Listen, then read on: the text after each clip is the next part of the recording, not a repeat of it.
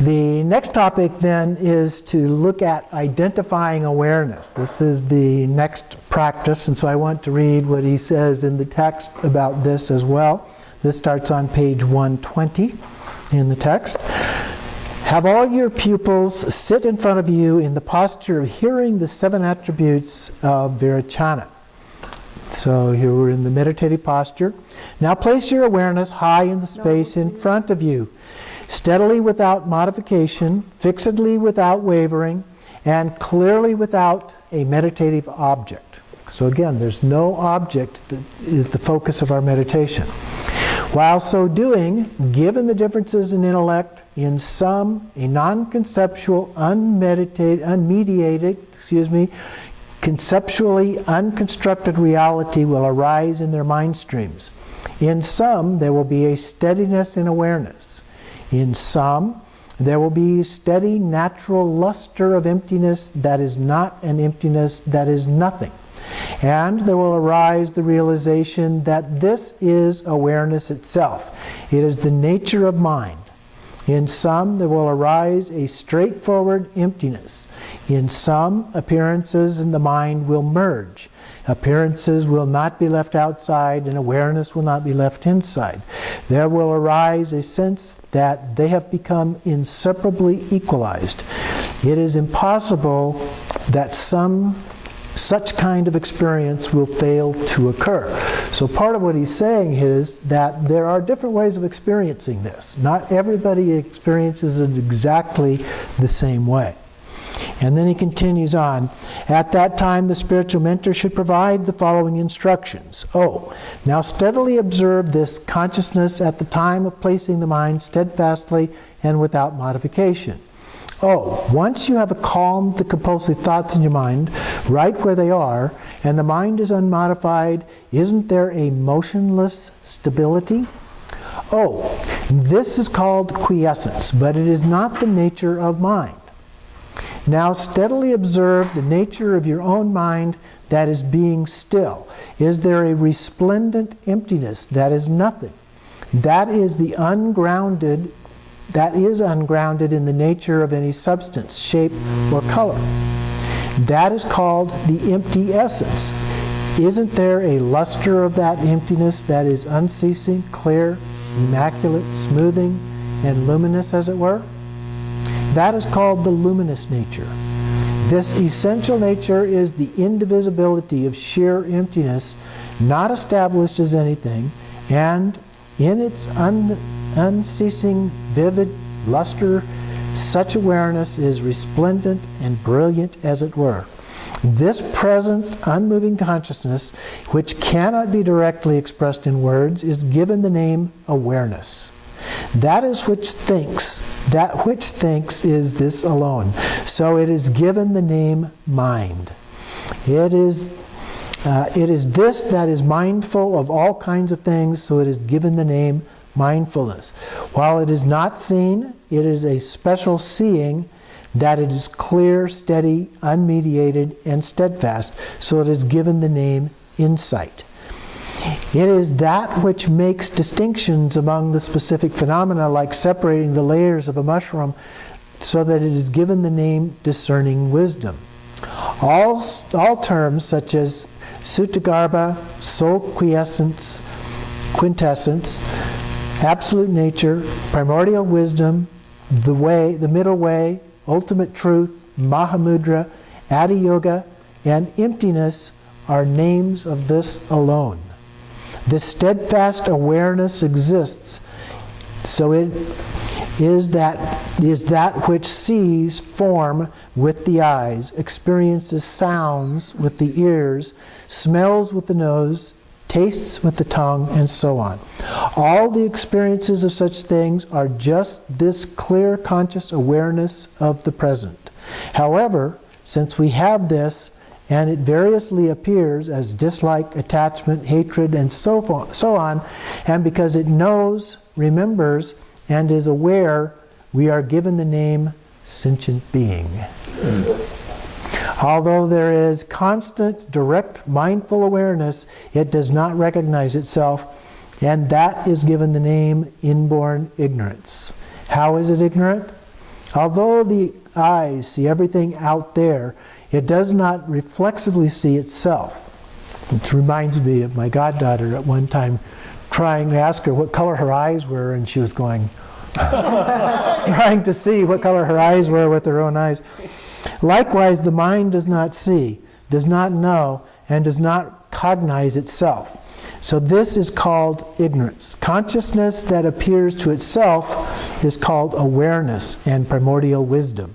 In short, it is just this clear, steady consciousness that is ordinarily, naturally present right now. So that is the description of what it is that we're trying to do here. Let's see, there's a little bit more. I'm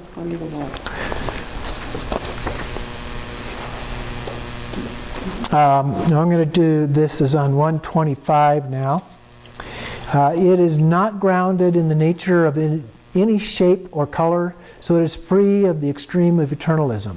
While it is not non-existent, it is steady, clear, natural luminosity that is not created by anyone, so it is free of the extreme of nihilism. It did not originate from the certain time, nor did it arise from certain causes and conditions, so it is free of the extreme of birth.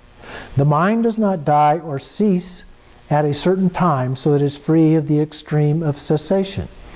While it is non-existent, it is unimpeded creative power that appears in all manner of ways, so it is free of the extreme of singularity. Although it appears in various ways, it is liberated without having any inherent nature, so it is free of the extreme of multiplicity. Thus, it is called the view free of extremes. It is said that to be free of bias and partiality, this alone is called the mind of the Buddha. The mind of a sentient being, that which becomes a Buddha, that which wanders in the cycle of existence, and that which enjoys joy and sorrow, are all this alone. If this did not exist, there would be no one to experience samsara or nirvana, or any joy or sorrow, which would imply a comatose extreme of nihilism. And then he continues, this alone has been created by no one, but is self-arisen, primordial, and spontaneous, so it is called primordial wisdom. Such awareness as this does not originate from the profound instructions of a spiritual mentor, nor does it originate from your sharp intelligence. Primordially and originally, the natural character of the mind itself exists just like that.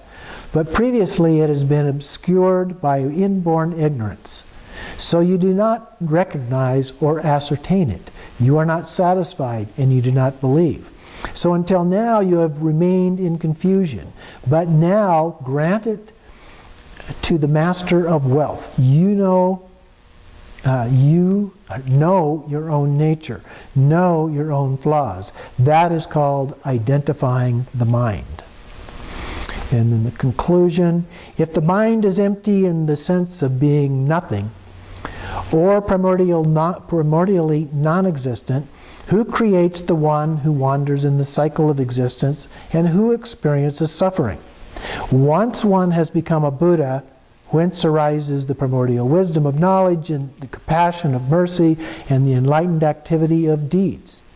All those are experienced and created solely by this steadfast awareness that is inseparable clarity, awareness, and emptiness. The phrase, the stainless soul eye of primordial wisdom, refers to this. The phrases, in an instant, all phenomena are penetrated and held by great wisdom, and a variety of phenomena with form arise from the mind refer to this alone. It is the experienced object of discerning, self-cognizing primordial wisdom, and there are other authoritative citations. Now the text continues on to page 140 and it quotes some things from other sources that are really good. So I encourage you to read those as well. But that gives the essence of what we're talking about here in this practice of identifying awareness. So if you have that handout here, practice 44, identifying awareness. The practice is very similar to the other ones, and this is just a nuance of difference from the other one that we were just doing. So we do the preliminaries, the 9-round breathing, and then it's divided into 3 parts. Again, you gaze into space in front of you. You experience the nature of your mind clearly and without wavering. And then you ask these questions. Do you experience a steadiness in awareness? Do you experience a steady natural luster of emptiness that is not nothing? Awareness itself, the nature of mind. Do appearances and mind merge inseparably so that awareness is not inside and appearances outside? And then in part 2, once again, experience the nature of your mind, pure awareness. Stillness is not by itself the nature of mind. Is there an empty essence without substance, shape, or color? Is there a clear, soothing, luminous nature? Is it ineffable, beyond words that describe or explain it?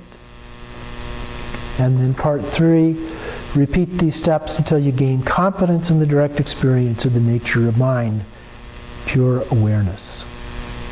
And then we dedicate the nature.